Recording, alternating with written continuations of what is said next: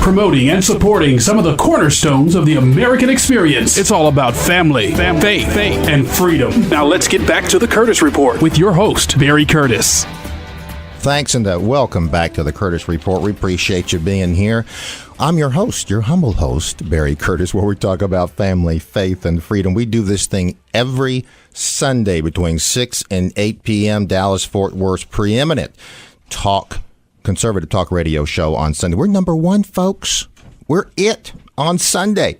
We appreciate you listening in.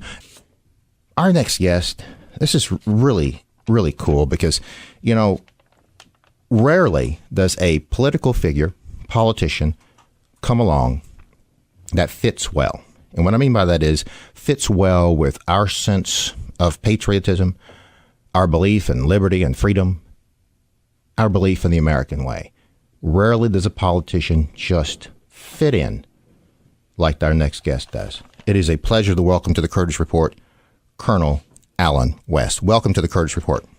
Well, Barry, it's a pleasure to be with you, and thanks for having me. God bless. Yes, sir. I appreciate you being here. Before we get to some of the things we want to talk about as far as radical Islamic fundamentalist, some current events here, briefly, the extension of the Patriot Act, basically the NSA's wholesale gathering, listening, telephone calls, emails from the American public. Rand Paul is very vocal about his opposition to that.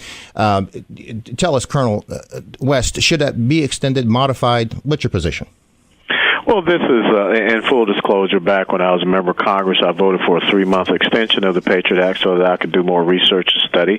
And then when it came up for the full extension, I voted against it because, as we just had the Department of Justice Inspector General report, that you really cannot find any true cases where that Section 215 of the Patriot Act has been beneficial to our domestic fight against Islamic jihadist terrorist actions and activities and attacks here in the United States of America. Right. I don't think we need to cast a broad net. I think one of the things that we need to do is, if you look at the 2004 explanatory memorandum that the Muslim Brotherhood wrote back in 1991, Muhammad Akram wrote that, and it was discovered in an FBI raid in Northern Virginia.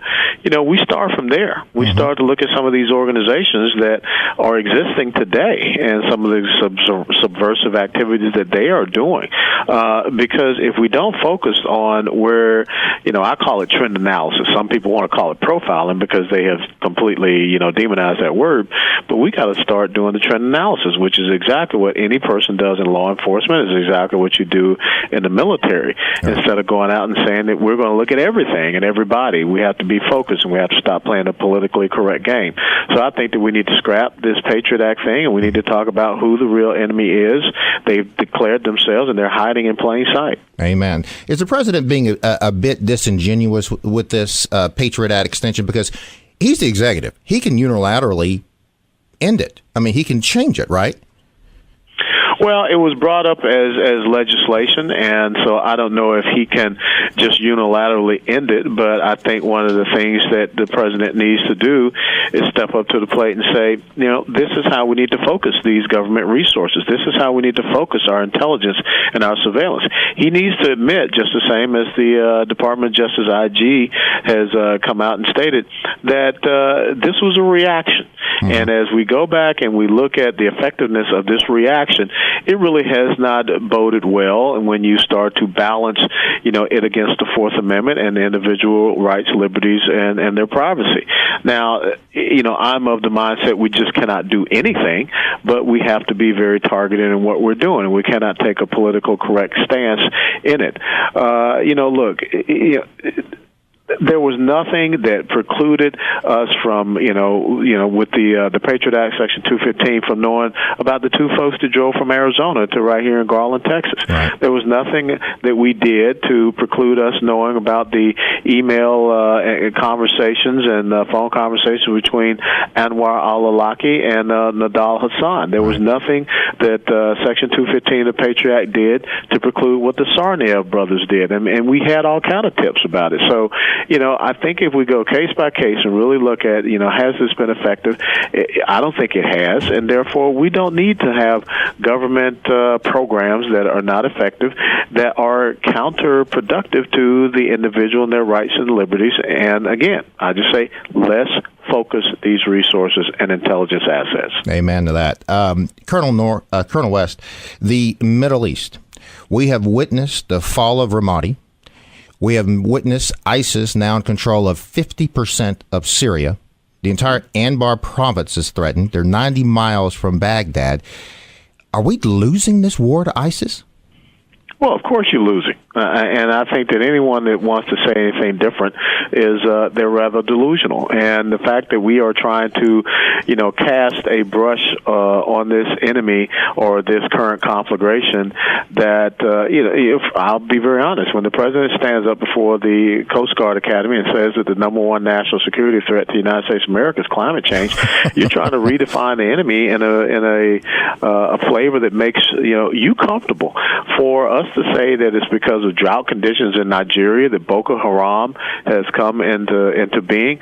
Boko Haram, if you study and research, the name is all about looking at Western civilization and education as evil and as a sin, and that's what they're fighting against. It has nothing to do with drought conditions or climate conditions.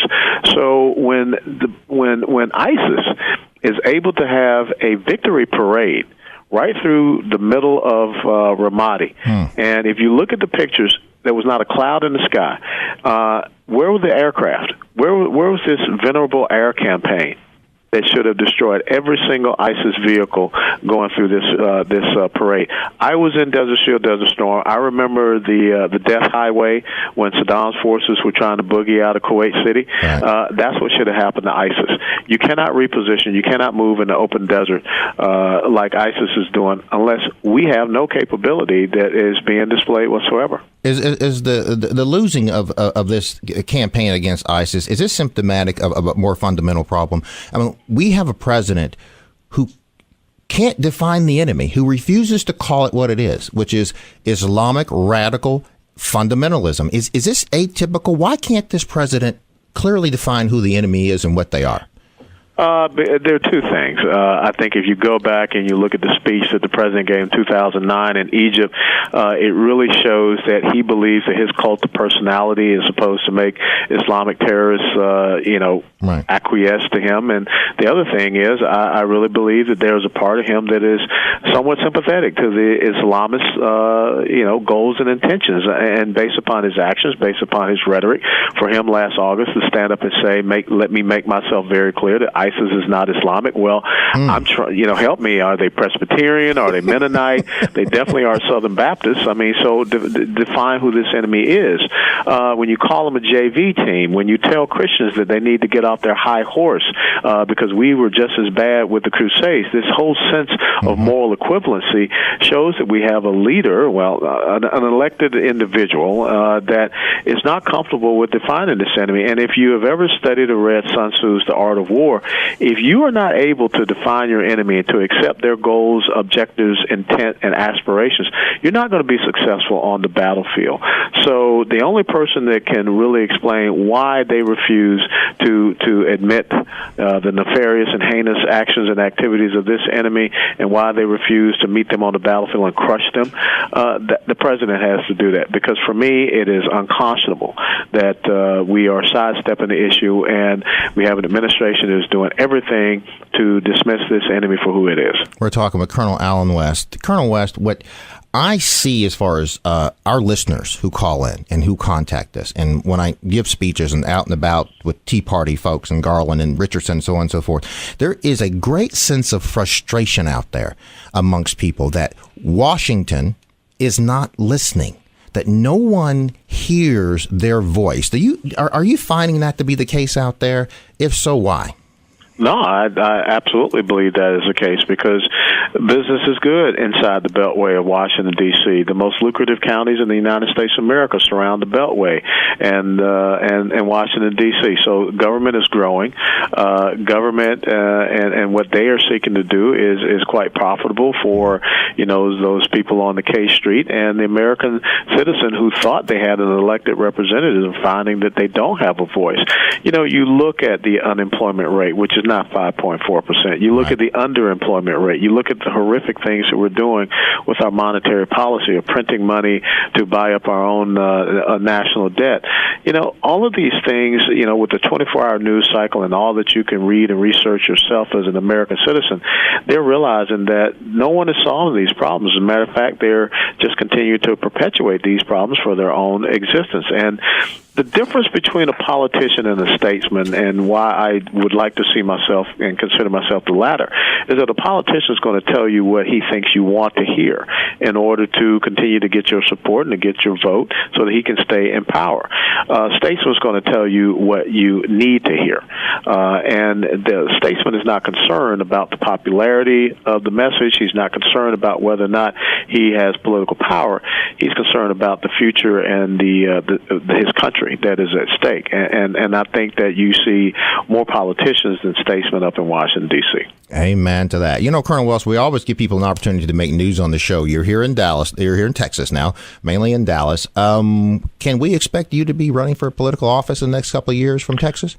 Well, right now I'm running for my health. I try to put in about 4 miles, every morning. Over the weekends, I take it a little bit further out, 5 or 6 miles. But, I trust in the Lord with all my heart, and I do not lean upon my own understanding. And I acknowledge Him in all my ways, and He'll direct my path. 11 years ago, I retired from the military. My last duty assignment was Fort Hood, Texas. And God brought me back to be the president and CEO of the National Center for Policy Analysis here in Dallas, where we're working on those policy solutions, in tax and entitlement, in healthcare, energy, education, and national security. So I'm incredibly blessed, and I think that you can make an impact for your country, and you don't have to do it, by running for office. You can just do it by, being a statesman, being a person that is, speaking up and empowering others to be able to speak up. So Absolutely. What God has in store for me in the future, He knows, and at the right moment, He'll let me know. There's only one of those, Colonel Allen West. We appreciate you being on the show, and come back and see us. I will. Thanks so much, Barry. Thank you, Colonel West.